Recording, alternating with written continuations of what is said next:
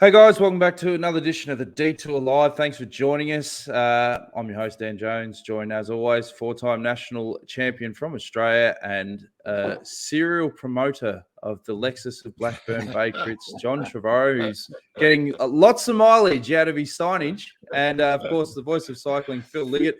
Fellas, welcome back to another episode of the show. And Iffy, big week for you, mate, because you had the launch of the Bay Crits. You might as well get the plugs in early, and then we'll show a video later in the show. Oh, well, I wasn't going to mention it, but now that you brought it up, Dan, yes, we did. We had the launch on Tuesday. There it is, the new UX Lexus 300E. Lexus's first fully electric car, and wow, what a machine! They've really done that well. That will be the lead car of the Lexus of Blackburn Bay Crits. Talking of machines, look at this guy. He wore a tie and everything. Oh my God! You could have straightened it, John. No one told me. Mate, when you do a tie, you got to tighten the Windsor knot. Like it's too loose. Anyway. I did a double Windsor instead of a single Windsor. Sorry about that. Anyway. And some great promotional photos where it's a classic promo snap when the snapper is like, guys, I've got an idea. Raise your bikes in the air. So we've got them at the car. We've got them down at the water. That's obviously Grace Brown and Luke Plapp. And Matt Kennedy did an interview with them that we're going to show later in the show. But looks like it was a good launch, Iffy. It was a great launch, a lot of fun, and got some fantastic coverage in major newspapers, Herald Sun and Geelong Addy, the world famous Geelong Addy. Absolutely. And SBS and all the electronic media, Velo News, Cycling Tips, Cycling News have all covered it. So, really, really pleased. And it's just so brilliant to have it back. I mean, as you well know, Phil, it's my baby, and we missed it last year. Unfortunately, we can't get the voice of the event, Phil Liggett. Breaking my heart, I'll tell you. I know, who normally is with us. Was that price or COVID? COVID. Probably a bit of both, I would think. No. I always put the price up. I don't ever pay him what I say, but we do it. We just very, missed very being good there, deal. John. Tell me, well, I didn't see the release yet because I've only just got up seconds ago. But, so where are you going for the classic? Yeah, so because of the whole COVID thing, when we decided to do it, there was still, COVID was an issue. So we decided to just do the 2 days in Geelong. Council actually asked us not to use the hot dog circuit for a change. They wanted us up in the park. So we actually got the 2 days, Saturday and Sunday, in the Eastern Gardens. So we do it clockwise on the Saturday, which is the easier way, even though you think it'd be the same. It's the same course. You think it'd be the same, but it's not. And you run down the back straight, and they get halfway up the steep little hill before they even have to pedal. So it's not so hard. That's on the Saturday. On the Sunday, it's anti-clockwise, and it's much tougher because you climb all the way up from down on the beach right up into the car park, and it's quite a steep little corner, and it turns out to be much, much harder. So looking forward to it. We're having the age group championships, Victorian Criterium Championships for under 11s, under 13s, under 15s, under 17s, and under 19s for girls and guys, as well as, of course, the elite men and women, and support race for the women again, and, of course, the Damien Drapac Trophy for the men's support race. That sounds brilliant. Oh, dear. I wish I was there, John. I think I did about 18 of them. Stop the press. Well, he's memorised the script fantastic, hasn't he, really? Oh, he's just polished now. All this detour stuff that just rolls off the tongue. And I do like the look of that car, I have to say. Love it. Yeah. Oh, wow. Yeah. And they're amazing. It's got it's around about 350 kilometres from a charge. But I got to tell you, I never really worry about the price for anything. I couldn't tell you what a beer costs, but fuel is one of my things. So I'm always looking around for. I know where the best service station. Geelong's always about the best price fuel around. I pay $1.57 or something for my $1.57. We're paying $3.30 here. Oh, well, there you go. Get ripped off, but that's my diesel. But now, if I had a Lexus 300E, I would have to work on Andrew Moore. Then I wouldn't have to even worry about it. Just plug it in at night, fully charged the next day. More and more charging stations going all around the country, and they give you. It'll never work for you because we'd say, "Where are you?" Say, "I forgot to park my charge. Charge my car last night. I'll be there in about an hour and a half." Okay. No, I thought it was plugged in. Bloody cable. Technology, technology and me are not the closest of mates, but I'd love one of those. I got to tell It's you, another job for Kay. I can see it coming on. Yeah. Now, other big news in the last couple of days, fellas, is of course Leigh Howard has announced his retirement from cycling. He obviously retired from road, went to the track. Last time we spoke to him, he was getting on a plane to head off to the Tokyo Olympics, and he joins us live now. Leigh Howard, welcome to the Detour. How you doing, guys? G'day, Leigh. Good to now, see you. Mate. What's this retiring, mate? You're only 32. Yeah. Why are you? Hey. Yeah. Yeah. Got a house full. Over it. Need a break, guys. Need a break. Are you thinking about maybe switching to golf? Because I remember playing golf with you back in the day in Drone at Catalunya. If you had seen me play yesterday, no chance. Is that one of the lowlights you think of your time in cycling that day? I took €180 off you in 9 holes. Good memory. Yeah, it's etched in my bad memory book. Oh, it's a classic story, Leigh. Mate, it hasn't. I can tell you, it hasn't got any better since that day either. Well, I foxed you that day because Leigh said to me, "Look, we can get on PGA Catalunya, brilliant course, one of the top courses in the world." We went out there and I pretty much threw the first 9 holes, and then we were going to play skins, and then Leigh said, "Oh, I should have played skins." I said, "Oh, look, we can the last night if you want. How much do you want? $5 a hole?" He goes, "Nah, make it 20. Yeah, all right. 9 holes. You're so proud of this 9 you played the back one. Yeah. Well, normally we would ask someone announces their retirement, we go straight in your career. Not on this show, mate. It's all about me. that one's not. It's usually about me, but Dan, you've taken over. It's good to see. But honestly, on a serious note, how does it feel now that you've made the announcement and transitioning into the next chapter? It's a bit weird. Like it's I've known for a little while, obviously. Since probably a month after the Olympics, I made the decision, but obviously I only announced it yesterday. But just announcing it to the world seemed to make it more real, if that makes sense. It was quite odd. I started having a look back through some old photos, and some people put some photos and videos up online and stuff like that, and it was a bit sad, but at the same time I'm pretty stoked to move on to the next part, something new and exciting. I want to stay in cycling a little bit, and I'm doing a bit of coaching now, and I want to sort of do a bit more of that. But it's good waking up, going home at the same time each night, and whether that lasts forever, I don't know yet. But it's been good so far. What was your best memory? Sorry, Dan. Yeah. What was your best memory, Leigh? I mean, you've done it all on the track. You're world champion. Madison with Cam Meyer. You've been inside. Well, the Olympics are obviously they're right up there, but whether that's because it's fresh in my memory or because it's the best memory,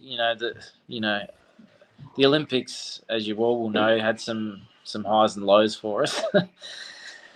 So I get the most memorable victory I had, track aside, on the road was probably the first one I ever had. But I honestly. Is that Tour of Oman? Was that the one on Tour of Oman when you beat Boonen and Bonatti and that was a memorable one. I had a few, but I've thought a few people have asked me that question, and I still don't have an answer, to be completely honest with you all.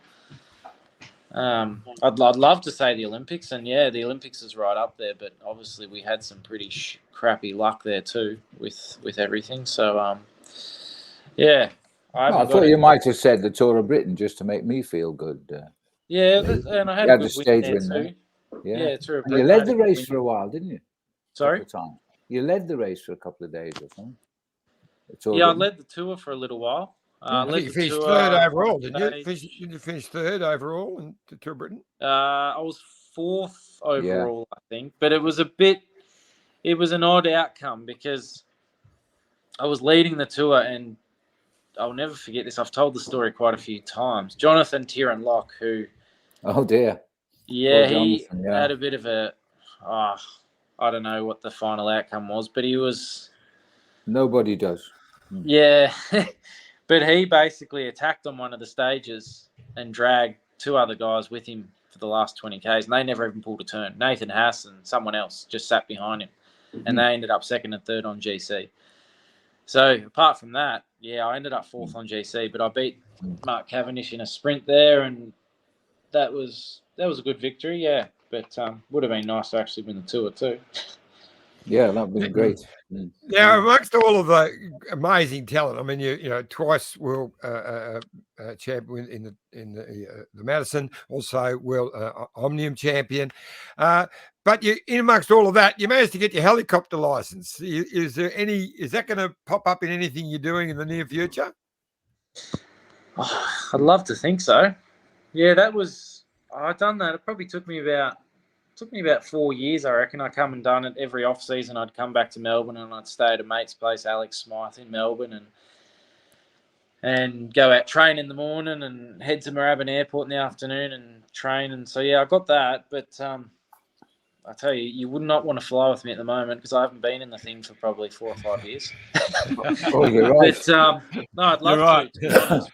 But I don't know, to be honest, the industry enough. I sort of have to get back into it and spend a lot more money because it's not cheap, I can tell you that. Well, you're in Geelong, aren't you? You could do some joy rides for the Bay Crits and I was knock gonna the tires say. off, given that Nah. you're not confident. Mate, you're putting the health and safety of all the riders there. With That's me why they're flying cheap. along, I can tell you. I'll put Dan up there with you in a camera, and you can do some aerial shots. No, Dan would be too busy shaking if it was me flying. You'd want good insurance. Yeah, life insurance, mate. So you're saying that you're into coaching and things like that. What are some of the key things that you've learned throughout your career, Leigh, that you try and pass on to the next generation? Well, I'm no science geek. I mean, I like the science of it, but I'm no science geek. So what I'm trying to bring is knowing that it depends if you're talking about your average cyclists who are still working 9 to 5, or your elite athletes, and obviously they're vastly different. But I used to have JD used to coach me, and also Ben Day, and one of the best things about those guys coaching me was the fact that they'd been cyclists, and you could bring them up one morning and say, guys, I'm feeling crap today. Guys, I've absolutely no motivation today. And it was good because I could tell those guys that. And some of the other sports scientists who I had coaching me, if you rung up and told them that, I need a day off because I can't be asked today, they sort of looked at you like, that's not in my grand plan. You know, they like sticking to a grand plan and with no deviations. But that's not real life. And what I kind of want to bring to that is the ability for people to ring me up and say, look, I can't be asked today, fellas. I can't be asked. And that's the reality of life. Even if you're an elite athlete or a guy who works 9 to 5, you're going to have days where you can't be bothered. You're going to have days where you feel crap, and that's just life. And I want to be able to be there for those guys and say, look, it's okay, or say, too bad, you got to go out either way. So it's having that ability to be able to talk to them like humans, I guess, not just machines. I remember Robin McEwen used to say when he trained, like if he didn't feel good, he'd turn his bike around and ride home, and he wouldn't think twice about it. He said his body almost had a way of telling him, what he needed to do. But as you said, like when in current cycling, do you feel that it really did shift from when you first started to the end in terms of how much they looked at numbers and data, and it took the sort of human element out of the sport? That's crazy. It's insane. I mean, you look now, there's guys getting contracts that have never raced like never won races, never done much racing. They're getting contracts off Zwift. And I might sound like an old bloody pain in the ass here, but that blows my mind that people can get professional contracts off racing on a wind trainer, off an ergo. But that's the way it is now. People are sending their numbers, especially with COVID now, especially when there wasn't a lot of racing going on last year. And I had some of the young blokes that I was racing with on the track team who were obviously, they got some contracts. And all the teams were asking for was send us your numbers and give us access to your training peaks and your today's plan and stuff like that, so we can see your numbers online, and then we'll decide from there. And it's just baffles me, but that's the way it's going now. And yeah, you've sort of got to go with the flow a bit, unfortunately. We've got another guest, very special guest, who's been on the show a couple of times before, and that is, of course, Simon Clarke, who joins the show. How are you, Clarky? Hey, guys. Hello, Simon. Yeah, Clarky. G'day, Phil. Good to see you. Should I be rotating this around? Yeah, I was going to say. That's a now I'm upside down. It'll come good. Well, It'll come good. Wait a second. There we go. Perfect. Yeah.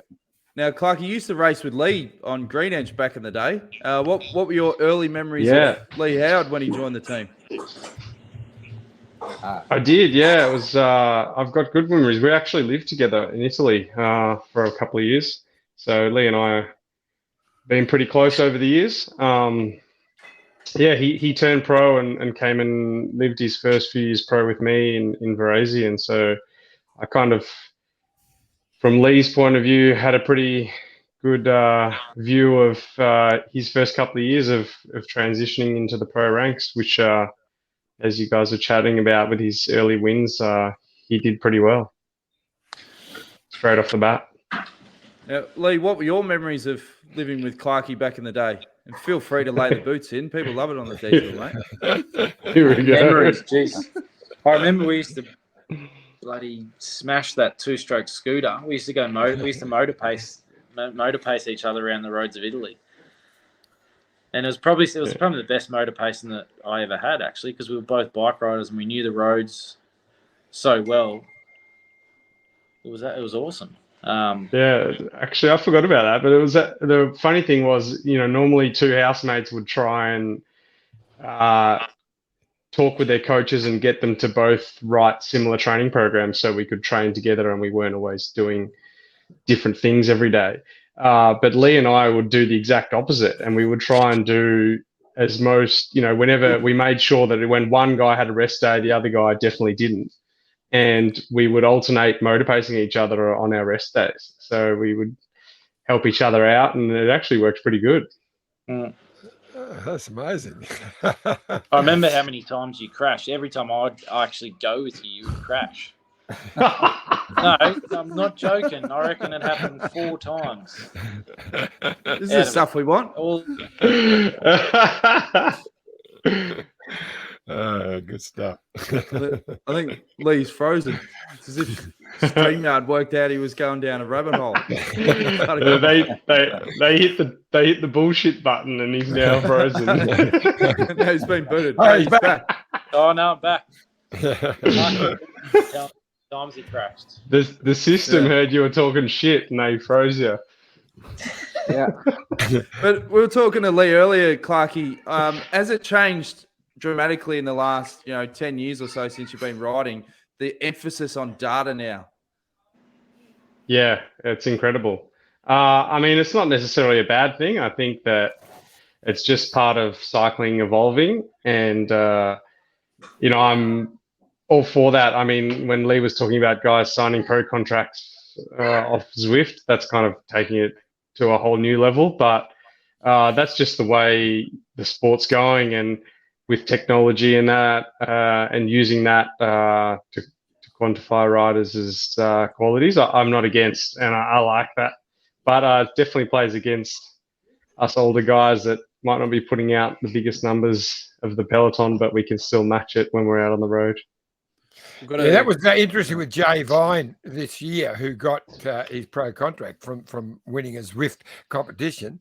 Went straight in, never met the teammates at the start of the night before the Tour of Hungary, and they told him by his data, we're setting you for GC. So they went completely on his data and set him for GC, and he went second in the damn race. It was Tour of Turkey, John. Come on, Tour of Turkey, Hungary. I thought it was Hungary. Turkey, well. No, you get hungry, but you eat turkey. That's right. Whatever. We got a couple of live comments. Jason Cruz from the Maldives says, "Hello, gents. Are the Bay Crits happening? LOL." Ben, they are definitely happening. He's going to flog this horse. Oh, there's early a Jan. Ben Wheeler says, "Hey Phil, loved your video message for Todd's Christmas ride. You missed the ripper." yeah. What's that all I about? did. That's the Mornington Peninsula guys. They're a great bunch of guys. So thank you, Ben. Well, on the flip side, Pushkar says, "Hey Phil, hope you're doing well. You just look slightly under the weather. Cheers. Take care, sir." I've only been up 5 minutes. And then Ben said, "What are you talking about, Pushkar? He looks awesome for his age." And g'day to Janice. After 92. Afternoon all. Great to see Simon. Now, Clarke, obviously talking about contracts, it's been quite a stressful period with Team Qhubeka Assos, given the current situation, and it looks like there won't be a team next year. Where do you currently sit with a contract, and what are the plans at the moment? Yeah, it's definitely another speed hump in the road for me at the moment, trying to figure out what I'm going to be up to next year. I do have a contract with Qhubeka for next year, but obviously if they don't exist, then that's no longer valid.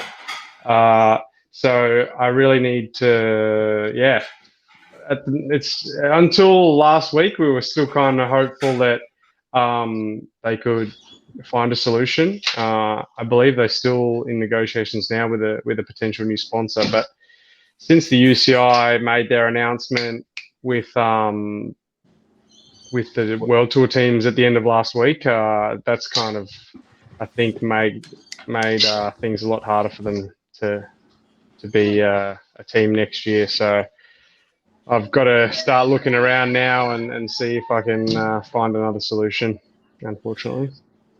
Is it one of those things that obviously, it's an unfortunate situation, but you sort of need to know by, I don't know, for people that don't understand how the season works, by July, August, if you're looking for a team for the following year, because, when it gets to sort of December, I mean, riders, staff, the people that are affected by this, you really are left scrambling. Yeah, I mean, the earlier the better. That's the dream situation. But I was just, with all the information I had from the team was, although they're kind of running a bit late, that they're working on it flat out, and they're in the process of finding a solution. Which, speaking to them even in the last couple of days, they're still convinced that there is a solution there. But now they're not only at the mercy of finding a sponsor, but also getting that approval from the UCI. So it's getting pretty late in the piece now, and I think can't really afford to wait too much longer. I was talking to your brother Danny. He said you're training the house down still, because obviously the Nationals are only a couple of weeks away. And Leigh, does that mean that you're going to be firing up the motor pace and getting Clarke cherry ripe for the Nationals? Because that would be a fantastic story. Mate, I don't even have a motorbike at the moment. Now, neither of us have got a motorbike. The motorbike I can borrow off a brother of mine. He, I don't think you'd be motor pacing me on that without going deaf. So, I mean, you're welcome to come down to Geelong anytime, mate. I'll figure something out, but it's a lot of effort. I'll get my son's. He's got a 1500 Harley. I get that one. That work well. But look, I just sort of jump in for a second, Dan, because I know that Leigh has to go, and then we'll have a bit more of a talk with Clarke. But so I was just going to ask you, Leigh, because you've had this amazing career, but you rode with some seriously big teams, and you started off with HTC. Columbia, which in lots of ways one of the most interesting teams that ever, it shone like this bright star and then self-imploded and was gone. But when you were there, it was the number one team in the world. Cav was winning races. It was amazing. What was that like in that time you had with HTC? That was pretty surreal, actually. It was. And looking back, it's really sad that team folded or ended the way it did. And, I think if that hadn't have happened, like my career could have been completely different than what it ended up being. But yeah, it was a big learning curve being in that team. As you just said, some of the riders that were in our team at that time were some of the biggest stars in the world.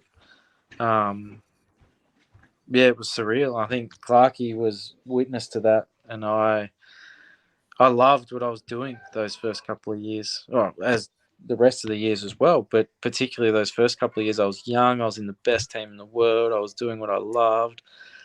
I was doing lead outs with some of the biggest guys in the world, learning how to sprint from them, and it's like I said, it's really sad that that it folded or ended the way it did, and that happened a couple of times actually. I was with High Road, and then the same thing happened, because that was a fabulous team. But and then the same thing's happening with potentially happening with Simon's team, and the way that the cycling world's set up now, with teams just folding willy nilly like this, it's pretty sad, and they have to do something about it. But that's out of my hands. Well, we spoke to Adam Hansen about the HCC days, and I think we know why that team exploded, because of old Bobby Stapleton. And he was saying how he used to have this really nice front, but behind the scenes he was ruthless. He didn't want to dip into his own pocket, and he used to have his own printer and would force guys to sign contracts the day before the tour would start, things like that. Mate, I was lucky. I never had a bad dealing with him, but Christ, have I heard some stories about him behind closed doors. He's ruthless apparently, but I was lucky I avoided all that. Maybe I was, because I was so young, he went easy on me, but he certainly didn't pay a penny more than he had to pay, put it that way. No. It sounds to me, and I don't know Lefebvre from a bar of soap, but they sound very similar the way they deal. Well, the only difference is Lefebvre's team's still going strong. Yeah, at the moment. Yeah. Last one for you, Leigh, because I know you got to go, but from me anyway, is you had 4 years with the Aussie team with Green Edge. What was that like to be part of that as Australia's first World Tour team? It was fun. Yeah, it was fun. It was really cool being with a lot of the Aussie guys. The last couple, it just got a bit difficult, and still don't know the answer, but my career didn't go on the trajectory that I wanted it to during those 4 years. And I think it was always hard, because I started off on such a high. So it was, when you start off on such a high, like my first race, like we just talked about, I won in Oman, and then all of a sudden you've got a lot of potential, or a lot of expectations. That's the word I was looking for. So it was hard, and then that expectation I was putting on myself, and so those 4 years were really should have been my prime years at that age, or going into my prime years, and it just never quite clicked. And that's why I moved on to IM. But it was great. Like, I can't say a bad word about it. I had a lot of fun. I done a lot of big races with them. We had a lot of fun together, Dan as well. But it was just it was one of those, after 4 years, that was enough, and I needed to try something new. And I think if you stay with any team or any coach is the same too long, it gets stagnant, and you need to move on for a different stimulation. Last one for me, Leigh. You look back on your career, is there anything that, if you had your time again, you'd tweak, or do you look back pretty content with everything that's happened? I probably wouldn't have done that extra 9 holes with you. That's a given, mate. You were con that day. Look, everything happens for a reason. You can look back at a multitude of things during your life, whether it's in cycling or life in general. And of course, you want to change a lot of things, but I try not to think about any of that too much, because the fact is you can't go back and change it. And you just got to move on. And I know that's probably not the answer that you wanted to hear, but that's kind of the way I keep my head on my shoulders at the moment, because looking back doesn't help, I don't think. No, we just want an honest answer, mate. That was bang on. Phil, you got a final one for him, Phil? Well, I was just thinking, I mean, your team pursuit record, Leigh, was fantastic. And I mean, when you did your 358, I think you did 358, didn't you? And a 359.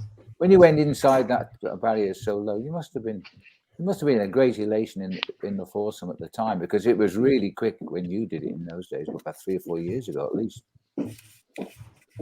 Yeah, it was. Commonwealth Games was the first big step we took, which was breaking the 350 barrier.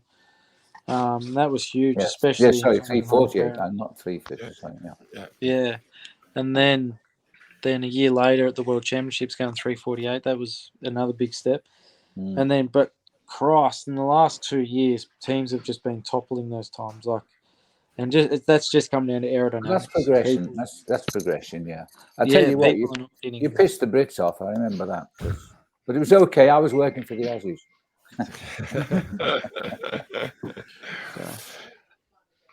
I was just going to say, the last one. You talked about the Olympics, but what was it like at the start of the team pursuit, where you're the favourites of the gold, and then to have that malfunction? We still don't know exactly how it happened. What was your thoughts? Where were you in that in the four? Well, yeah, we were all. The funny thing is well, actually, it wasn't funny, but the guy who crashed, Alex Porter, was we were in Brisbane on the training camp for pretty much 2 months before the Olympics, and out of all 5 of us, he was the most consistent, and he was on another level compared to the rest of us. Even, Sam Welsford and Kel, they're 2 big engines in our team, and he was probably going better than both of them as well. He was absolutely flying. And if you notice that, most of the teams, the guy who starts will also do a bit of a peel, and they won't finish. That'll be their job. He was his plan, because he was going so well, was always to start and to finish. So that was a shame, but yeah, when that happened, and after he crashed, obviously they checked all of our handlebars, and mine turned out to have a fracture in them as well. So that was that was lucky that mine didn't break. And then to go into the starting role, that was a big shitting bricks, if I'm honest. Because I trained to be the starter. I trained to be the backup starter, and we done that for probably 12 months on the off chance that I would need to start, but never thinking that it would actually happen. And then obviously it happened that I had to be the starter. So yeah, a lot of things to think about, but yeah, again, it is what it is. Good stuff, mate. Well, you should be really proud of your career, mate, and we obviously wish you all the best for the next chapter. Thanks for joining us on the detour, mate, and I look forward to having hit a golf with you down the Ballerine pretty soon. Yeah, mate, I've been playing a fair bit, so come down. All right, mate. Good on you, Leigh. Have a good Christmas. See you, mate. Guys. Leigh Howard, we're going to take a quick drinks break, and then we're going to be chewing Simon Clarke's ear off. Stay tuned. Look at this bike. You think it's just a bike, right? But it's not. It's a bike 374 people are looking at. This guy, this girl, them, all looking at it. People from here, there, and wherever this is. People that are looking for a bike. Or just a piece of it. Amateurs, semi-amateurs, and pro-amateurs. This guy wants this bike, but with this crank and these bars. This could be the perfect match. But not this one. This girl has a bike to sell, and thousands of people might purchase it. Eyes on Bikes help grow small businesses. His, hers, yours, and the latest data and insights help those businesses keep moving. We are the world's #1 bike marketplace, with over 500,000 products and 900 brands, where buyers and sellers are brought together in a place where a bike is never just a bike. Bike Exchange, where the world buys, sells, learns, and rides. Life is like a two-way street. It's about consideration and mutual respect. Roads are much the same. However you get around, walk, ride or drive, if we share our roads, we can all be safer. The Amy Gillett Foundation is Australia's peak cycling safety charity. Our mission is for safe cycling in Australia. Our vision is for zero cyclist deaths. Over the last year, we've seen an enormous increase in people taking up cycling, whether it be for recreation, with the family, commuting, or even to start your own cycling career. We need to do more to make it safer for every cyclist. 20 cyclists every day are hospitalised and 1 cyclist is killed every 10 days on Australian roads. So, the next time you jump on your bike or hop in your car, remember to practice the 4 C's. Be courteous, calm, considerate and conscientious. Every cyclist death is preventable and we all deserve to get home safely. Please donate to help the Amy Gillett Foundation make the roads safer for you and for me. Thanks again to Bike Exchange and the Amy Gillett Foundation. Now, Clarkey, one of the favourite segments that we sometimes do on the Detour is this one. Roads? Where we're going, we don't need roads. Detour DeLorean time, 2013. This is the classic Clarkey stitch-up from France. I can't remember what stage it was, maybe stage 14. I think Albacete ran second. And you smart asses thought you'd play a little bit of a prank at the dinner table. So let's have a look. So here we are, stage 15, but today we're not worrying so much about the stage and more about a bit of payback after Dan gets quite a bit of video footage of us. Last night we tried to get a bit of video footage of him.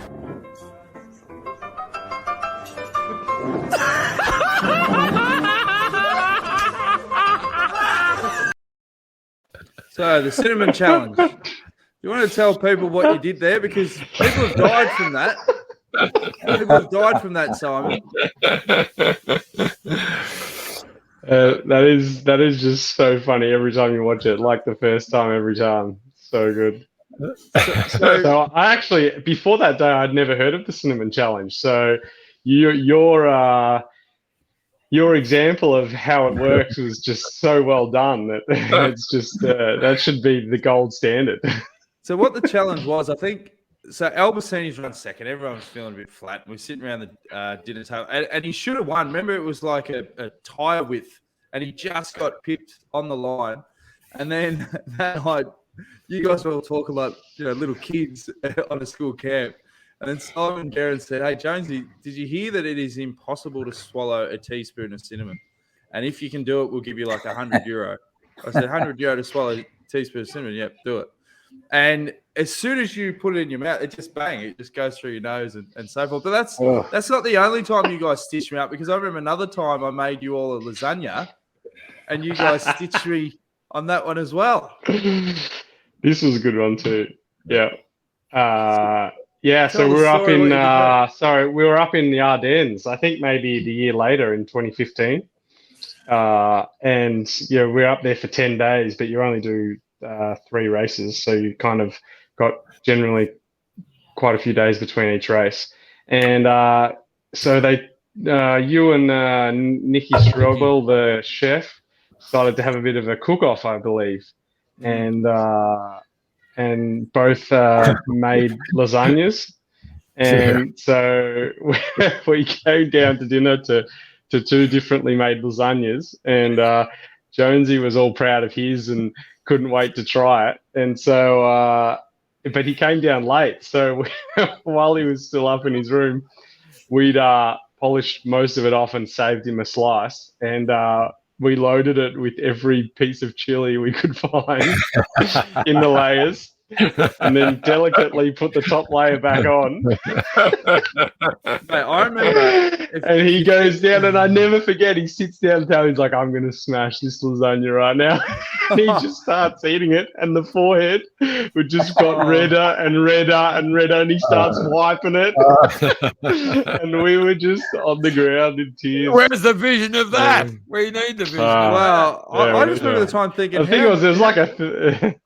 I just thought, how nice is this group of riders? You know, they've saved me a piece. I was really appreciative. And then I was pretty hungry, so I was woofing it down. Then I got about halfway through, and I thought, geez, that's got a bit of spice. And then by the end, oh man, it was just panic stations, grabbing milk, cream, whatever I could. But I thought it burned when I ate it. It burnt way more the following day. Let's just put it that way.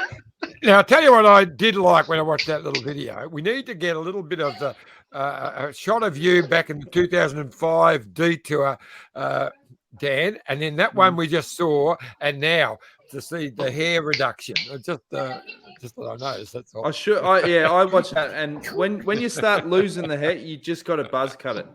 You just got to concede, buzz cut it. Don't hold on to the tusk. Like, it looks terrible. But look at Clarke. What a head of hair. He's always had a great head of hair. Looking good. Looking good. My dad's got a very similar head of hair, and he's still going strong. So I'm hoping that I can follow suit in that retrospect. Yeah. So is the plan now, Simon, to just really make a go at obviously the nationals, and then just take it as it comes? Yeah, I mean, I'm still remaining optimistic, and I really hope I can find a solution. And I'm going to race January here in Australia, and then I'll head back to Europe in February, and hopefully I can find some kind of solution. Obviously, I can't be too picky on what comes about, and I'm open to all kinds of solutions. But I'm definitely not ready to stop yet, and I would really like to keep racing. So I'm pushing on, and hopefully in this time here in Australia, I'll be able to find a solution before I head back. I've got one for you. The first one. A solution or a question? No, solution. The Bay Crits. Now, this year, the Bay Crits. There it is. 8 to 9. And the hot dog's not there. It's on the big circuit. Perfect for you, mate. And you win the Bay Crits, mate. The world sees it. The world sees it. So, yeah, that's my. I'll throw that in the ring right now. I'll build a team around you, mate. Thanks very much, mate. Yeah, I mean, I'm up for racing in January here in Australia, which I will do, and then I'll head back to Europe after that, and hopefully find a solution. Phil, will you get down to the Festival of Cycling, Simon, down in? Yeah, that's the plan. I was actually talking with Stewie just before coming on with you guys, and I'm going to go over and race. Stewie will accept your entry, mate. Stewie will accept your entry. Do you remember that time you both came over to that race in Singapore, the OBCB? I do. It was quite an unusual race, wasn't it, around the Monaco? Was that Robbie McEwen's last race? Or was that the year after? No, year after, I believe, yeah. It was yes, because and Robbie won it, of course. And it was a well-taken win. He got on the breakaway and stayed away with 4 or 5 guys, yeah. But Stewie won the one you rode, didn't he? I won it, actually. You won it. That's right. Here I am with Stuart O'Grady, kind of racing with one of my idols, and I'm racing the whole crit thinking that I'm going to try and lead him out in some way. Yeah. And we come to about 2 laps ago, he goes, I don't want to borrow this sprint, mate. It's all yours. And I said, well, take me down the back straight and I'll see what I can do. And there was like 4 or 5 90-degree corners between the back straight and coming round onto the front straight, which is part of the Singapore F1 course. And so he just led me out down the back straight into the first of these, 5 corners. And I just went full gas through all of them and came out the final corner with 10 length lead and managed to hold the group off coming into the sprint. So it was a good bit of fun. We just finished the Ardennes, and kind of that's our bit of mid-season break for us. So we're all pretty relaxed coming into it. So after that race, 2 beers, and thanks for your job today, boys. I'm going to have an early one. Yeah, I mean, we caught a flight home 2 days later, and I don't know how we got it. But the rest is history. We had a bit of fun up there. The other big breaking news the last couple of days is the wean dog. He's heading back to the kennel. He's signed on as a sports director at Bike Exchange JK next year. You obviously raced and got to know the Weendog pretty well. How do you think he'll go as a sports director? Yeah, I actually just literally read that news this afternoon. It's great. I think he'd be a great director. And I'm really looking forward to seeing him progress with Bike Exchange. And I think it's on their behalf. I think it's a good signing. I think that he'll be a great director. And we know seems like this real nice, guy, but when he's got some grunt to him, once he gets on a train of thought, he goes with it. So I think that's a good characteristic to have as a director, because you feel like a lot of directors these days are so in the process of numbers and organisation and logistics, and they kind of sometimes lose a bit of that, get out there and let's mix this race up and win the thing kind of thing. So I think he'll be a good guy for that. It'd be great. Now, the Weendog, Peter Weending, is a legend in sail. There's a lot of stories that come from Gippsland. He knows more people in sail than I do. Yeah. He's a lot more well-liked in sail than you are too, Dan. Well, but that's anyway, easy. Story. But when he won that, he won a great stage in the Giro. And it was my birthday, so they whacked me into the car, into the DS car behind him that day, and it was sensational to follow it and watch him win. And that night, big champagne came out, and then they brought the cake out for my birthday as well, so I remember it really well. Well, this is just continuing the trend of bringing it all back to ourselves. It's your turn now, John. What we do. It's a connection. We show the connection. What were you doing on that day? Yeah, exactly. Yeah. Where were you, Dan? You weren't there. I was at the finish line. He was filming. The first thing he said to me, he goes, "Emus want a shitload of money." Because I told him at the start that my dad had backed him, and he was at the football and told 20 people to get on him at like 30-1. The first thing he said to me, he goes, "Emus want a shitload of money." He loved it. So, it was good times. Fantastic. But on the sports director, I mean, you raise a good point. What or who's been the best sports director you've had throughout your career, and what do you look for in a good sports director, Clarke? Good question. Putting my finger on the best director, I'd have trouble doing, but I think that obviously having been around a bit now, and there's kind of new school directors and old school directors, and previously a good director was just knowing how to win a race, having experience of knowing how to win a race and being able to communicate that to a team and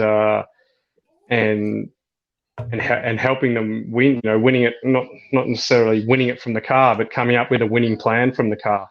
And I have to say that one person who was able to win races when I thought, that I'd not necessarily written myself or the team off for that particular day, stage or race, but was able to pull off wins and big results was Neil Stevens. He's just got this, he wants to win as badly as the riders do, and he just can't. Every day he'd come up with a plan, come up with a way to win a bike race, and I feel like whenever he was at races, we won a lot more races just because of his focus on winning. And as much as we like to sit down and say, it's not all about winning, and it's everyone should just try their best. When you're at this level, at the end of the day, it is a lot about winning, and no one often remembers who comes second. And I think that as much as it is important to give your best, we need to remember that a lot of it is about winning, and maybe focusing on that, giving it more importance than maybe some people do these days. It's a great answer, mate. Now, I got a private message from John. We can message each other on this StreamYard. And he said, can you please let Phil ask a question? Sorry, Phil. I've spent all the time talking about myself. John's talking about himself. What do you want to, how can we blend you into all of this, Phil? Well, I'm happy and content to listen to three Aussies at play, I can tell you. Where exactly are you, Simon? Because it looks like you must be in Queensland or somewhere. It looks a lovely day out there. I'm actually in the Dandenongs in Melbourne. Oh, wow. So I can show you here. We've got a bit of a view out. Yeah, that's Mount Donabuang in the background there. That's that makes me even more in the side room. Not coming back. I had to laugh. I was talking to you just showed that beautiful shot of Mount Donabuang. I was talking to Simon earlier, and I said, "Where you been today?" He's just been, a couple of laps up and down Mount Donabuang. He said, I used to think it was a big mountain. These mountains just aren't tall enough for him anymore. No, unbelievable. I think the last time we actually, sorry, Simon, I'm trying to get No, you're right. Yeah, do it. Jump in. You know it's bad when we overtalk the voice of cycling constantly. Yeah, it's unbelievable. Paul Sherwin never did that. No. Listen, the last time we actually spoke, Simon, was that race in Singapore, which was about 2008 or 9, wasn't it? It was quite a while ago. It's been a while. I talk about you a lot on TV, but I always admire your style of racing because you're always in the mix, and I think you're a terrific, still great value for a sponsor.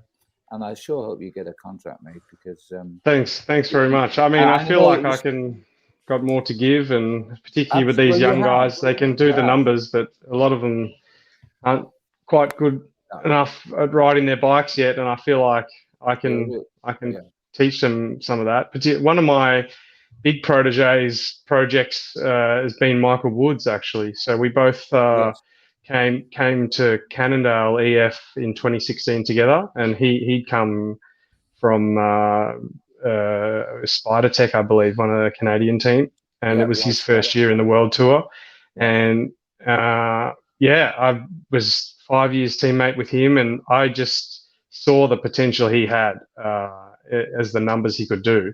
But he just was brand new to cycling, brand new. And he got obviously so quickly up to the World Tour because he was so talented, but he didn't know anything about riding in a group or where to ride, how to ride. And I kind of really made a big effort to follow his, to help him out. And I just said, if you listen to me, I can help you go places. And not that I'm sitting here claiming what he's been able to achieve, but I do feel like I've been a big part of his development, and to see now how well he rides in a bunch and at the front of big races, whether it's Liège or the World Championships in Austria, he's had some great results. And, you can have all the numbers you want, but you don't arrive sprinting for a world title with Valverde and Bardet if you don't know how to get there, ride in a bunch and ride a 260k race at a world level and do everything that goes along with that. I'm sure he appreciated your support there, because he was really green when he came over. He mentions us often, and he's very appreciative of me. Give him a call tonight, mate, and see how appreciative he is. He might be able to get on the team. Get you in, mate.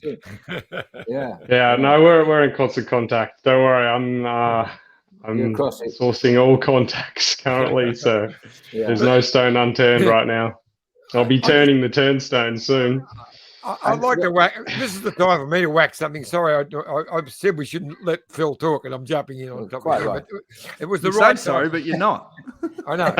I am sorry, but I'm okay. I just got to say, your career is definitely not done. No. I actually reckon I equate you a little bit with Gero, who just improved with age like a fine wine, and you have as well. Some of your best rides have been in the latter part of your career, and that ride in Amstel Gold is just a couple of years ago now, I guess. But I still, I'll get you to talk us through that in a minute, because even though we did mention it in an earlier podcast. Our numbers have doubled since then, so we need to let the newbies know about it. You're talking yourself up to show up. What's next? But seriously, you have been a brilliant cyclist, and your career is you've won some great races. Been a fantastic road captain. Sun Tour. And you won the Sun Tour. The Jayco Herald Sun Tour. Come on, mate. Did you ever ride the Yeah. But your leadership has gotten stronger and stronger. So I can't believe there's not a team out there who wouldn't just go, wow, we can't let this opportunity go by. So hopefully, with this huge audience of ours worldwide, someone watches this and goes, yep, you did right. Simon's the man. Fingers crossed, yeah. No, I've definitely got more to give to the sport. And, even this year with racing with Qhubeka, it's definitely been my most challenging year of my career. I broke 2 vertebrae in my spine in stage 3 of the Tour de France, and stupidly rode out the Tour de France to Paris with 2 fractured vertebrae, and then also broke. I was in the front group of 10 or 12 of us in Roubaix at the end of the year in the mud. And for those of you who didn't recognize me, I was the guy that nearly crashed Wout van Aert in the famous Arenberg Forest.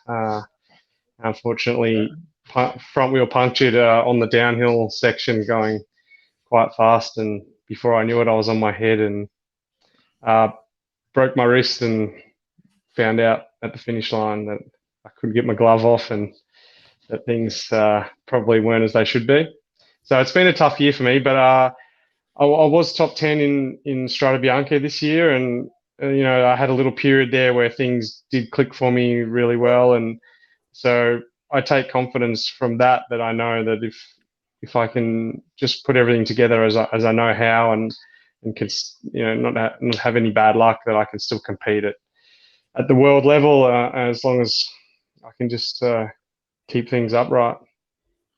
Well, that's one thing that, as you mentioned, you can't get it in data as experience. It's like what you'd bring to the culture of a team. And, people often talk about, Clarke, the road captains. How important is it on the road to have someone, and the rate teams are going now, that everyone's looking for the next young gun.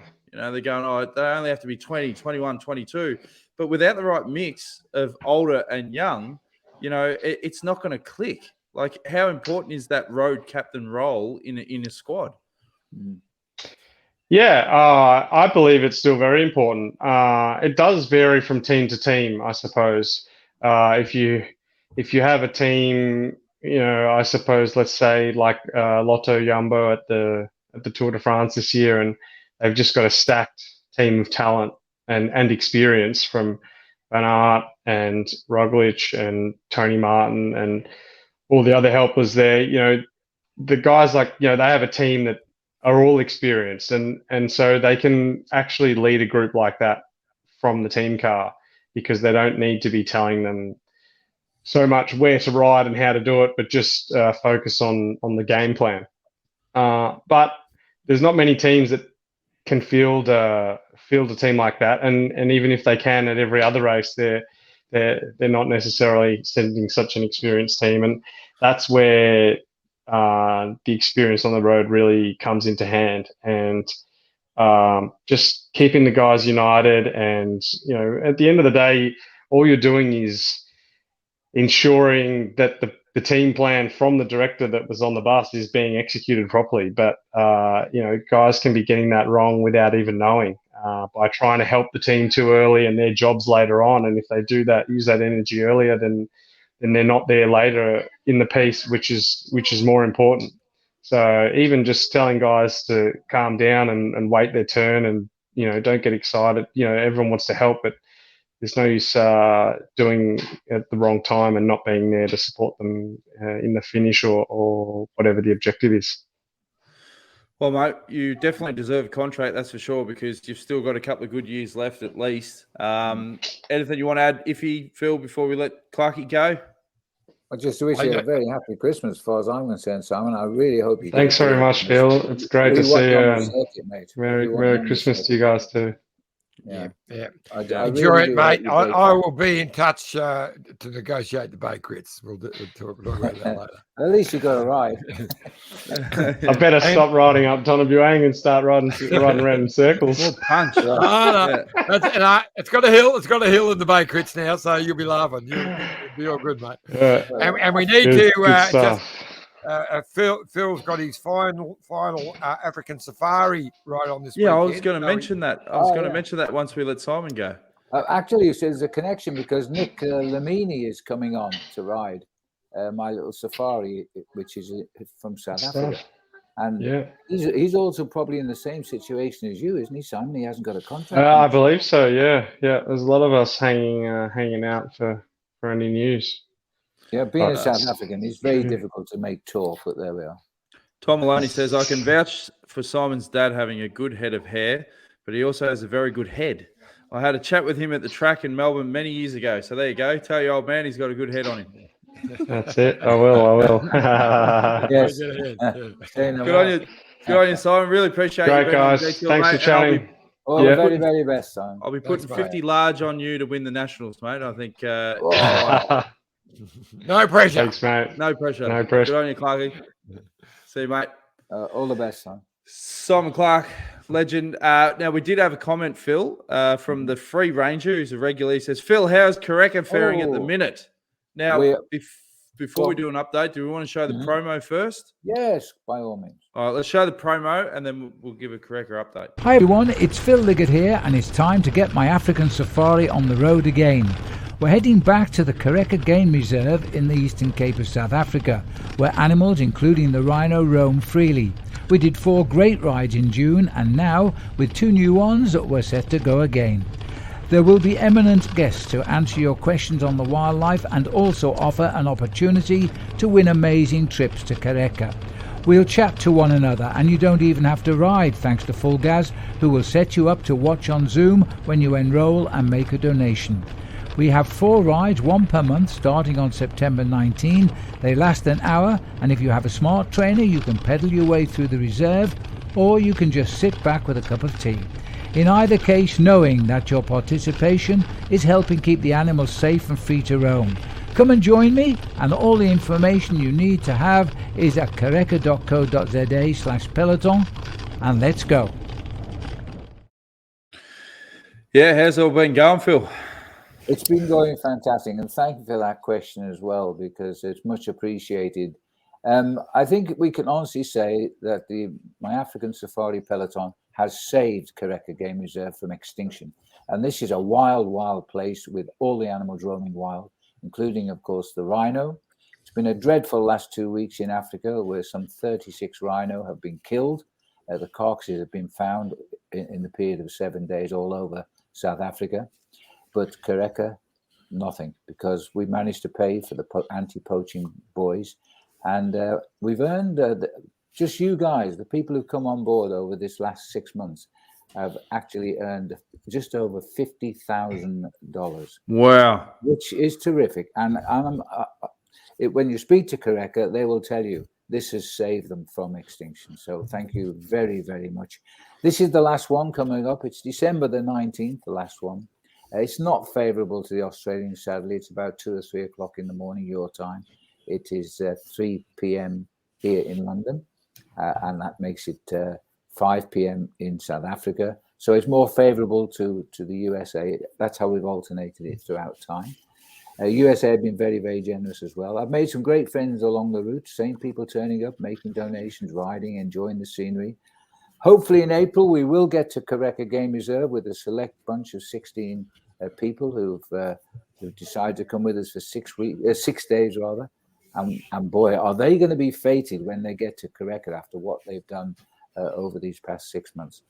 But the situation, if anything, is worsening. Okay, we've saved it in the area where I live in Africa, a place called Griki, and in Qhubeka also. But elsewhere, the Kruger Park is corrupt, and they're getting all the information as to where the rhinos are from people that work there, and they've got to dig them out and get rid of them. But only fight and keep the animal alive. But I think we're probably down to the last 1,500, 2,000 animals in the wild, in the world, and that's not the name of the game. They were dehorning that's working. rhinos. So obviously they're not doing it everywhere, because if they were dehorned, they wouldn't have been killing them, would they? Well, it's true, but even the root of the horn, the problem is that COVID, in a strange way, I think has helped us until now, because there was no way to get the horn out the country, because there was no airplanes to fly it out the country. It would go out to Philippine Islands, it would go to Vietnam, wherever, but there's no flights been going there. But it's getting a bit, flights are coming back into being, especially to the places where the horn's delivered. There's been some heavy jail sentences too, very heavy, like life in prison, people caught with rhino horn. But the message doesn't seem to get to the base, to the roots. It's a big mafia setup, and these guys are very dangerous, of course. They've got AK-47s. The rangers that we are supporting are armed as well, and very often it's a case of kill or be killed. There's huge money involved. We can only do what we can do, but I'll tell you, the cycling community have been at the very top of the defense of the rhino in Africa. As far as I'm concerned, if you speak to Qhubeka, anybody that says they're a part of Phil Liggett's African peloton, I think will be welcomed in Qhubeka with open arms and really fated. One day we will get over there, Phil. We don't know how, but we will get there. We've got to. We're hoping to get over in April. I've never been there, by the way. Lindsay, who is the CEO of Qhubeka, I've only met. I made a video for someone that she knew, and she rang me up, and that's how it all started, about a year and a half ago. Well, it's a fantastic cause, and you know, the more that people keep giving, the more great work they can do. So, as absolutely. you said, amazing support. That's I should say that story. On the ride this December 19th, we are drawing those two prizes. For once we got through the $35,000 target, it triggered a prize to stay at Qhubeka. One is, I think, for 4 days. One is for 6 days on the house, and it's we're drawing those prizes on the 19th of December. So you never know; you might be going there. Fantastic, mate. Iffy, anything you want to add before we wrap up? I remember saying at the start, short and sharp tonight, mate. 30 minutes or an hour or 7. It's always the way. Hey, but I find these chats get more interesting. I'm very happy. When did you get a word in? New mantra. It's a new mantra. 30 minutes, short, sharp. We've never done it. We've never done it.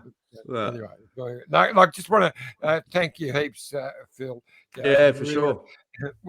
Even up to only a couple of weeks ago, I was still hoping that we'd be able to get Phil over for the summer, but it just that's gone crazy. It's got to end now. We've got to learn to live with it. It is not going away. It's going to be with us for the foreseeable future of our lives. So let's get on with our lives and stop. It's getting a bit ridiculous, actually. It's totally ridiculous. An Australian captain, I think it could bring down the British government at the moment. Australian cricket captain is not playing in the test in Adelaide because of a close contact. It's just you got to be kidding. I mean, it's just over the top. Governments feel a responsibility, but they've got it wrong totally in every country in the world so far. Don't care what they say. Well, hopefully 2022 is going to be a lot better than 2021, because you put that and 2020 pretty much into the bin. There's been a lot of highlights, though, from a detour perspective. But 2022 we'll be all together at the Tour de France. Yes, and Dan and I are going. Yeah, off to a cracking start with the Bay Classics launching the season. It can't go wrong. That's right. That's right. Good on you, Phil. As John said, massive thanks to you, Phil, because it's probably the last time we'll have a chat before the end of the year. But you've been fantastic for the show this year, mate. And if we could have helped out in any way whatsoever with the Qhubeka stuff, fantastic story as well. And mate, we look forward to a massive year next year as well. Yeah. Well, last thing from me is that I can't. I'm sorry that I can't do Sunday night at 3 o'clock in the morning. Is it Sunday night? Yeah, because of the prior engagements. But I know that Dan will hold up the detour tradition, and he'll be a part of it. Yeah, there's a bus just driving down there, and if he's just chuck me straight. I don't expect you guys, but I do appreciate what you've done for us in the past. I just wish you all a great New Year and have a great Christmas, and let's hope that 22 is a lot better. At least we've got a full cycling season this year, And I've just That's been right. told that I am actually commentating on the Women's Tour de France as well next year rather. So that's going to be, life still goes on. And Yep. Do you think you'll be going to that's interesting, Phil. Do you think you'll be actually doing at the tour this next year? Yes, but definitely. But it'll just be the commentary sensational. team. We're not taking the production team. They will stay in the USA, but we will be on site the whole way around. The women's race, we may transfer back to London overnight and continue in London because it's a cost thing and a change of camera crew and everything. So. Yeah. Well, that's going to affect your traditional Monday rosé lunch in Paris, John, because you're going to be following the women's tour as well, isn't it? I was thinking of doing the first day on the Sunday and catching up on the Tuesday. We'll see how we go. Well, thanks again, Phil. Thanks for everyone All the tuning best, in. guys. Thanks, Simon Lovely. Clarke. Thanks, Leigh Howard. Thanks, Iffy. And we'll see you again. When are we back, John? Next Sunday. We're on Sunday. We're now, yes, we better tell all the listeners we've got a special edition on Sunday with Whitey because Matt Whitey is actually on a plane right about now. I think he just would have been. You know what we should do? We need to get Ween Dog on as well. Whitey and the Ween Dog, like we did last time. Sounds like an 80s TV show. Whitey and the Ween Dog. Sounds like a good we'll idea. line them up. We'll line them up. Yeah. So stay tuned for that Sunday at 6:30 p.m. Australian Eastern Standard Time. See you then. Thanks again, Phil. Merry Christmas. All the best. Bye-bye. Take it easy. Bye.